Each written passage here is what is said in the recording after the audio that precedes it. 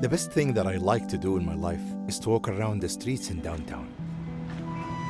Because I could call back my memories and I could flash back my best days.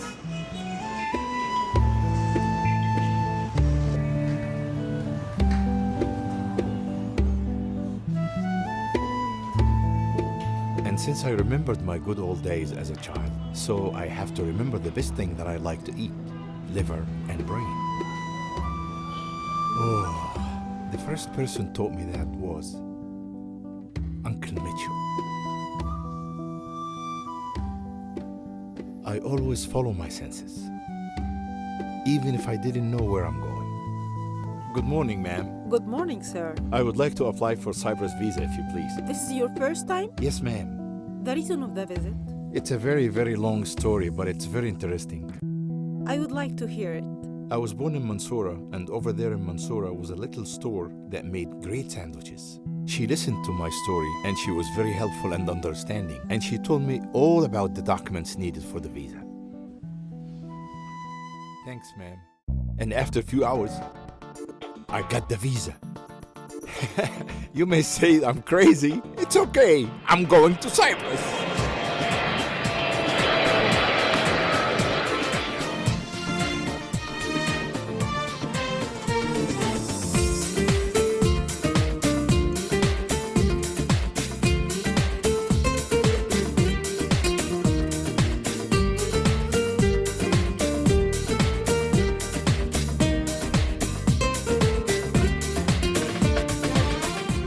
Oh dear, and now I will start the journey of looking for Uncle Mitchell.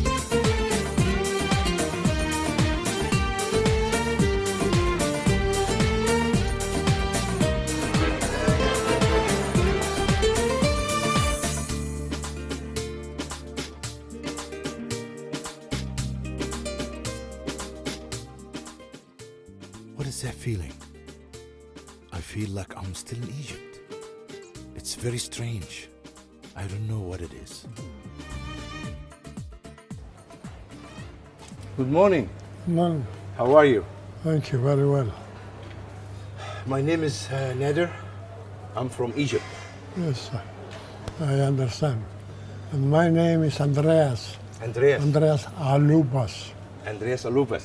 Yes, Pleased to meet you, sir. me too. Do you know what I'm here for? No. You don't know.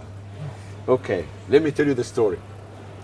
Growing up in my town, when I was a child, about 6 years old, we had little store who makes beautiful, delicious sandwiches, Yes, owned by a guy from Cyprus. His name was Mitchell. Everybody in my generation, maybe older than me, knows very well. Mitchell's sandwiches, you could smell it from miles away. can I say something? Sure. My father, he was in Egypt. Your father. My father, Your father was born in Egypt? Fagus. Fa'us. Fagus. Oh, Yes, we've been there. oh, Yes, okay. There is a great bind between Egypt and Cyprus. yes. You know something? This man was like a father figure to me. I loved him so much. And I went to Cyprus embassy to get the visa. And I'm here to look for him. I'm trying to get his address. Anybody who maybe know him or a relative, somebody can lead me to him. You have any address for him? I'm looking for it. The name? Mitchell. That's all I know. Mitchell. I don't know.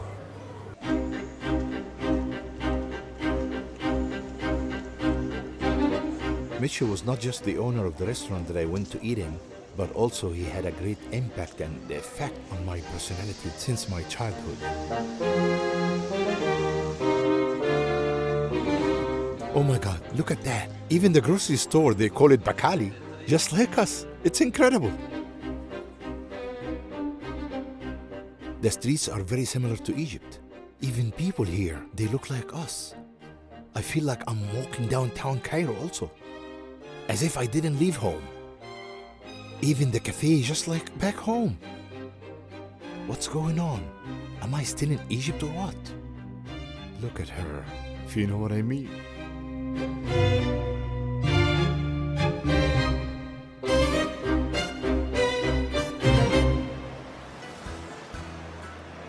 Oh, where I'm going to? Where to start? I don't know. But I have to keep moving. I found out that October 1st is a very important day here, Independence Day.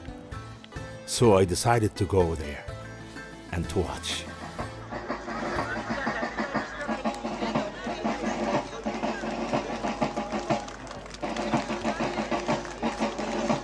And over there, I met a nice guy. His name is Exenius.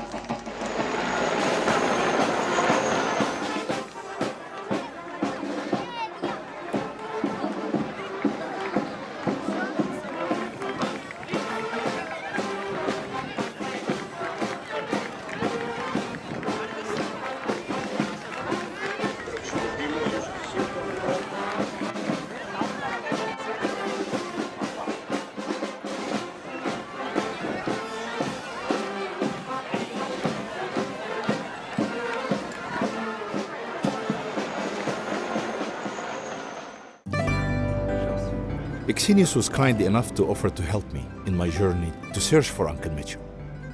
He suggested to take me to meet people who have relation with Egypt. Maybe that would lead us to Uncle Mitchell.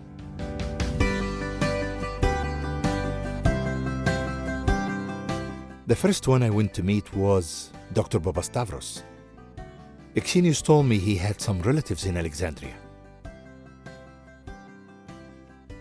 First of all, I have to say a warm salam alaikum to the Egyptian friends. Alaikum salam, thank you. I know the very basic Arabic expressions because I worked for years in a number of Arab countries, and also I visited most of them all over the world.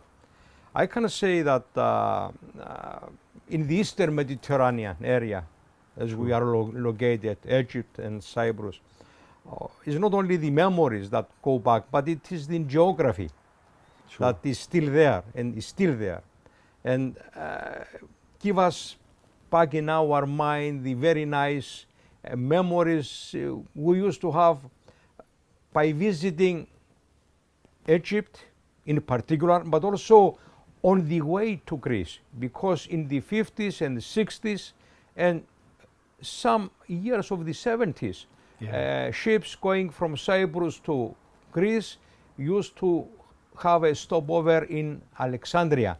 My mother, as I remember very well, she used to say that she had some relatives in Alexandria. Yeah. And in particular, I remember an uncle, as we used to call him, coming in the 59, on that time. And he opened a small shop, as my mother used to say. But I remember him very well. He was specialist in pastries, in baklava, kadaifi, all these very nice Egyptian aromas and goods. So he used to do the same in Cyprus for some years. Sure. So talk to me about your visit to Alexandria, when you were trying to track him down or to see where he lived, or... Yeah, we are a small team visiting Cairo and then Alexandria and the Sharm el-Sheikh. We spend a full morning time to find the house where Kavafis was born, but also at the same time we enjoy the Alexandria souk and kebab and these very nice aromas in this big city, an important city of Egypt. So you had a good time there? Yes. Did you finally track down the house? Yes, Did you find out where he lived? Yes. Isn't that something? Yes, it's very nice to touch these old times of your community. I was taken by his conversation, and he took me back in time with him about his relation with Egypt. And at the end, he told me that unfortunately he didn't know anything about Uncle Mitchell. Exenius suggested that I have to meet Mr. Kevork Mahdisian because he has great relations with Egypt. When I was a child, I remember a lot of Egyptian nationals coming to Cyprus for the summer holidays. And I remember even King Farouk coming to Platras and thinking of buying a place up there. And I remember as a child, I was running after the car. It was a convertible, and King Farouk was sitting in there, and we were all up in the village there. on holiday in the summers. We used to go up the mountains, Yeah. the families. And so when they said King Farouk, we were running after this car to see the close-up, from close-up, the king.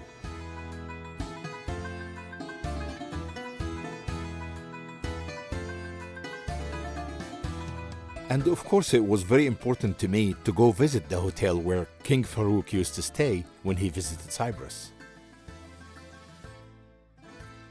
My mother had the Hotel Victoria in Cairo, Okay. in Ibrahim Pasha, or Gumuria now, and got to know the king from there. Okay. And when in 1946 he came the first time to the hotel here, Okay. it was in the summertime, and we had to ask all the guests to give up their bedrooms. There were bays and people like that Oh my to God. give their bedrooms and take them to the hotel in Troodos, where Another we were hotel. renting, because there were no rooms. He had taken all his entourage, you know. Oh. He came and he took all these bedrooms. That was back in 1946. 1946. Oh. And he came a second time in 1948. You were a And child by I the was time. a child at that time. I was Okay. 7 years old. Okay. But we were swimming by our little cottage in Limassol, and we saw the royal yacht come in. Okay. And about half an hour later, someone came with a bicycle, because there were no telephones in those days. Uh-huh. And he told him, His Majesty is here and he's expecting you to go to the customs to bring him up to the hotel. Oh my God. And he stayed here about 5 days.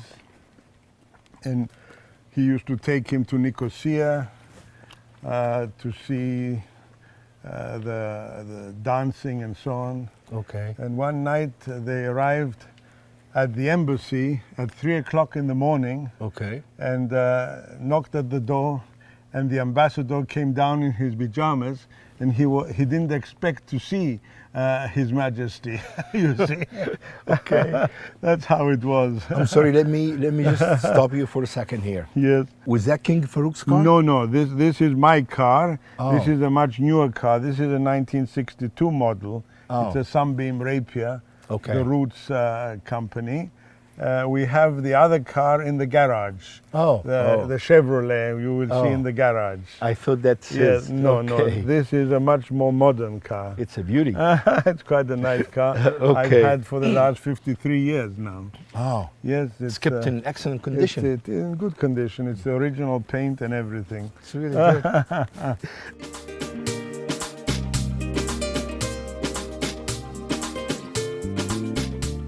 When we drink the water from the Nile, we are the same. You have to come back. Of course. And I cannot resist the moment to go back and touch King Farouk's car. Yes, and see his carpet too, because as I told you, His carpet. he gave us a Persian rug, Oh, which I have oh. in the car. Oh, you have it Yes, in the car. it's in there. Yes, it's Oh, there already. Fantastic.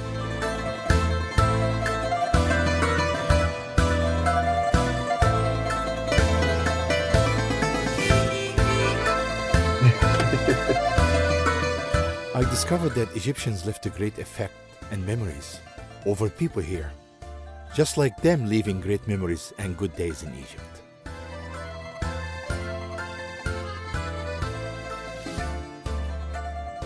Mr. Hercules, Yes. since you have King Farouk's car and the carpet, do you have any other personal items or things or presents that you keep? He gave us a very nice piece of jewelry with the liqueur glasses, which we have in the showcase of this room that you can have a look at. There is a table there, the old Egyptian flag in the room.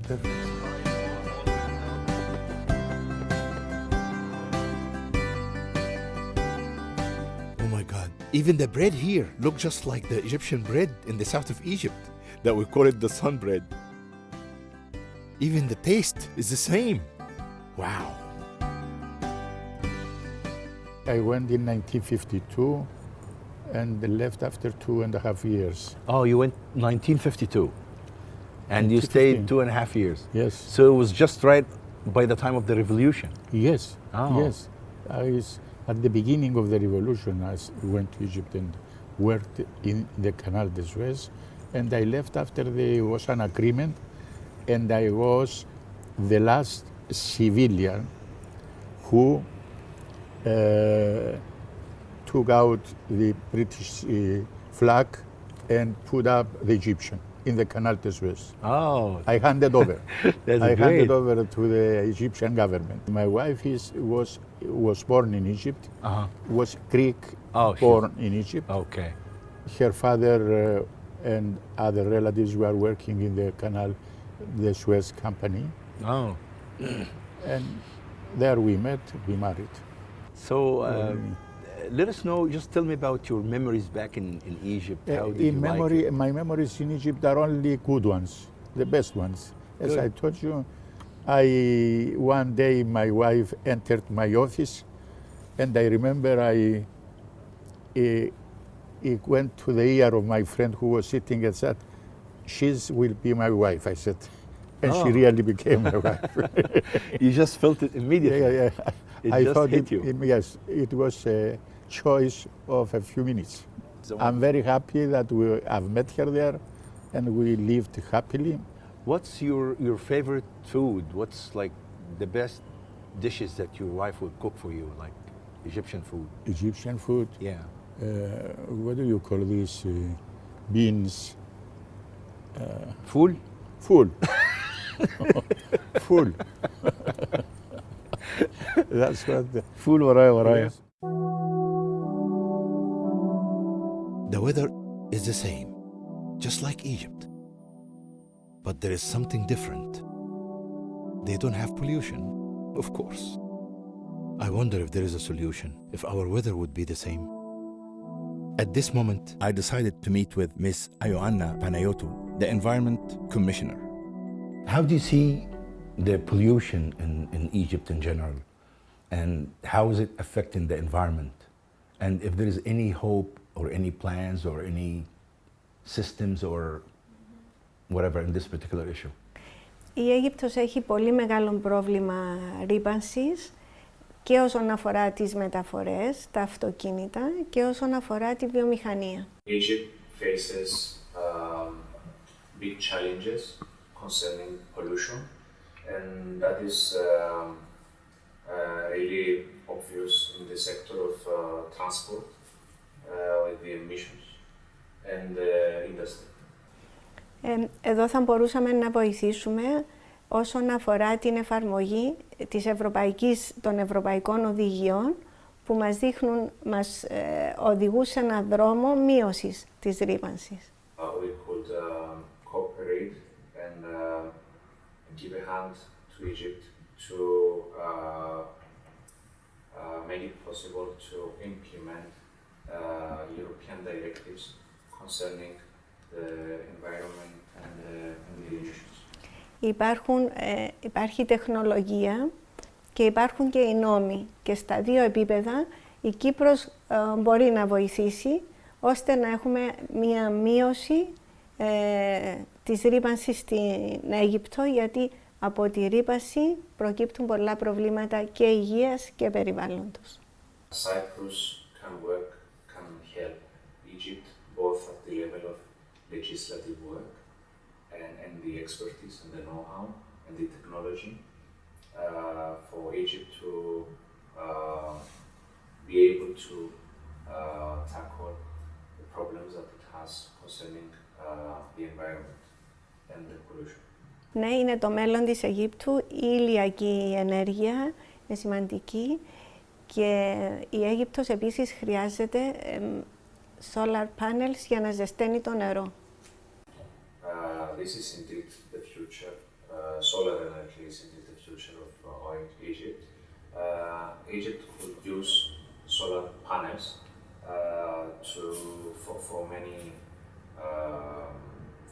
for many uses, but specifically we could mention heating the water, for instance. And it's cheaper and it's cleaner.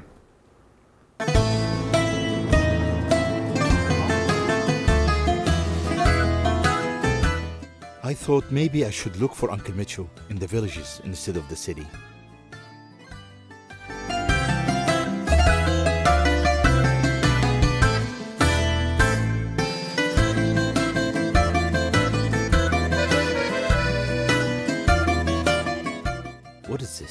as if I'm in Egypt. All the sweets here just like the ones we have in our carnivals and festivals. That's made out of peanuts and sesame seeds in the city of Tanta back home.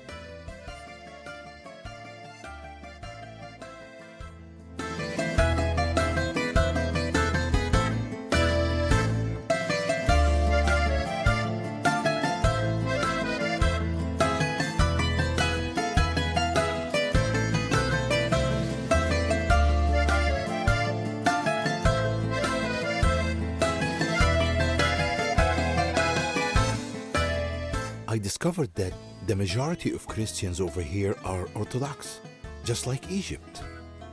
They apply the same doctrine and prayers. And I didn't forget what Miss Elena told me, that natural gas is the future and the only solution for a clean air in Egypt. Of course, because it's cheaper and cleaner. Exenius set up an appointment for me with Mr. Casinas, and he is one of the most important businessmen who works in oil and gas in Cyprus. Hello. Good morning. Good morning. I'm Dr. Nader, and I have an appointment with Mr. Casinas. Mr. Casinas is waiting for you. Come Okay. with me. Thank you. Are the same culture, and you mentioned Mitchell because the gastronomy is exactly the same between Cyprus and Egyptian. Exactly.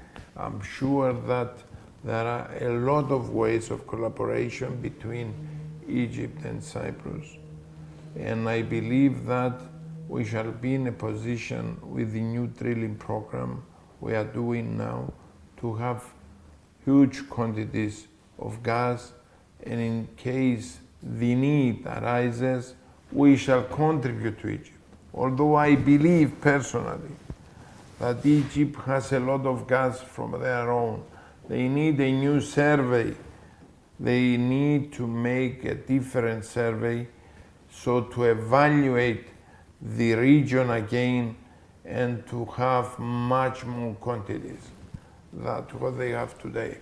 And I already told them that I am to their disposal to assist in any way they like. I believe that the oil and gas is the tool that we develop the technology in Egypt and will bring prosperity and improve quality of life of the people.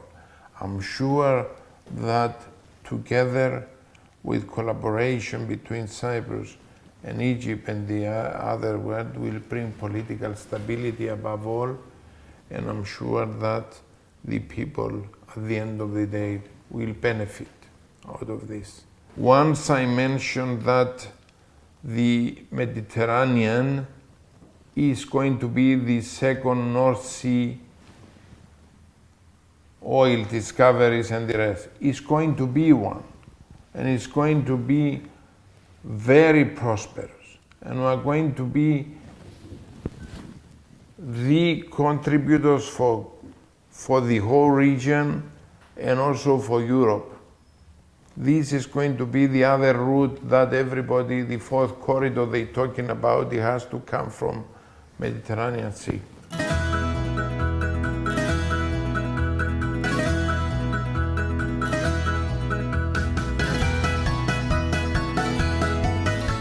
Mr. Petro, I would love to thank you for giving me the time and the opportunity out of your very busy schedule. It is my pleasure, and I thank you for giving me the opportunity to share with you You're welcome. my past experience. Let me first tell you that my first contact with Egypt was back in 1977. I was a young engineer at the time working with Shell, and I went to Egypt to start solar energy systems. But for various reasons, I decided not to stay because the Egyptian partners insisted that I should stay in Egypt and work, and at that time I was not prepared to do so. And if we had started back in '77 the solar system, I'm sure today Egypt would be at a different level. Talking now about hopefully the big findings we expect in Eastern Mediterranean, I think it is a great opportunity. The deposits are there is no doubt, and it's up to the governments to work together to develop this to a very, very big project. We shouldn't look at the small picture, and the country should join forces. We will avoid conflicts, but we'll be able to develop the region into a major energy supplier. And remember that it's not just the gas and the oil, it's the big projects that we could start if we manage the gas and the deposits well.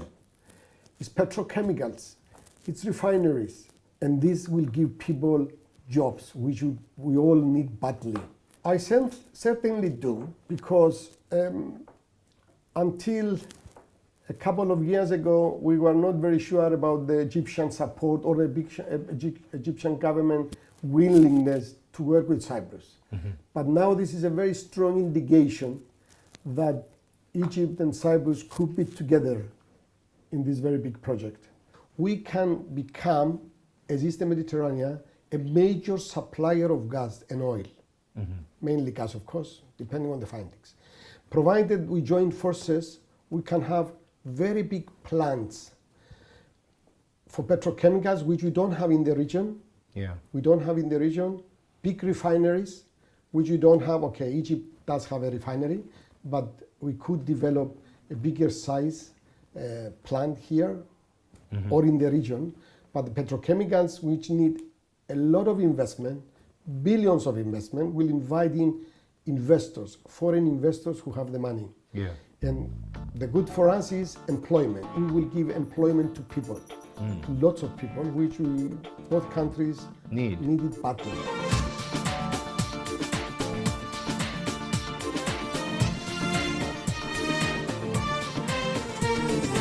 I got tired, but I didn't give up.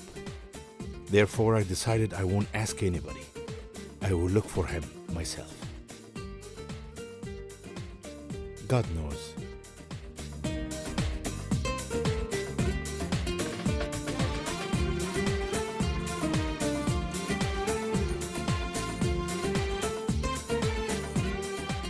Oh dear, Uncle Mitchell. You affected me in the past, and you affected me now. But what's very strange in the matter, that I came here to look for someone who is very important to me, and I discovered that there is a lot of things important to me and to my country. God has blessed us, and I think you have found gas and oil. We are looking for gas and oil.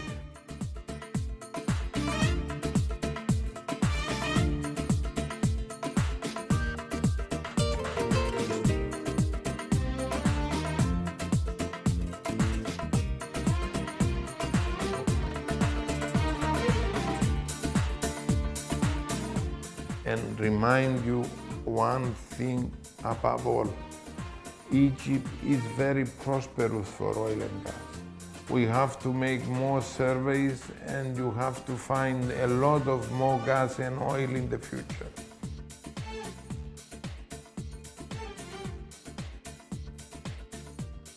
I know the Egyptians like Cyprus. Egypt has always been a friend to us. We have the same problems. We have to work together. We can become, as Eastern Mediterranean, a major supplier of gas and oil. It's going to be the second North Sea oil discoveries and the rest. It's going to be one. I thought that love was between me and Uncle Mitchell only. But I found out that love between the two countries is always there, even before I knew Uncle Mitchell. Therefore, I will keep looking for him forever, because love never ends.